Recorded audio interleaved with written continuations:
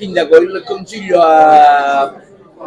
convalidato il voto per la variazione di bilancio, ecco come dopo 2 sedute andate a voto si rischiava il commissariamento, quindi vuol dire che la sagra si farà e che i trasferimenti avverranno, il suo punto di vista? No, io ringrazio tutti i consiglieri presenti in aula che hanno avuto un grandissimo senso di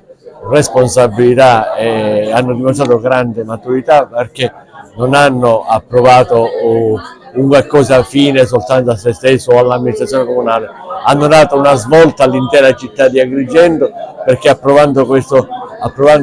consuntivo, quindi si sbloccano quelle somme che noi abbiamo in avanzo, addirittura i 3 milioni li abbiamo da 21 anni nelle nostre case, quindi questo vuol dire più decoro, più pulizia, più infrastrutture, più viabilità per la nostra città. Cerchiamo, quindi, grazie a questa grande opportunità e al lavoro fatto dal mio assessore Patrizia Ricci, ma anche al resto dell'intera giunta e quindi alla fine il Presidente del Consiglio e tutti i consiglieri tutti, ma anche al lavoro che verrà fatto poi in futuro, Agrigento potrà avere qualcosa in più rispetto agli anni passati. Sindaco, un'ultima domanda, l'inchiesta della Corte dei Conti aperta su Agrigento Capitale della Cultura la preoccupa un poco? Assolutamente, io non penso che sia un'inchiesta, dalle carte che ho letto è un atto dovuto, la Corte dei Conti vigila su tutte le amministrazioni, vigilerà anche giustamente su quello che saranno le attività di Agrigento Capitale della Cultura. Ripeto, non mi sembra che abbia il tono di un'inchiesta, ma un lavoro di routine. Sindaco, però la città chiede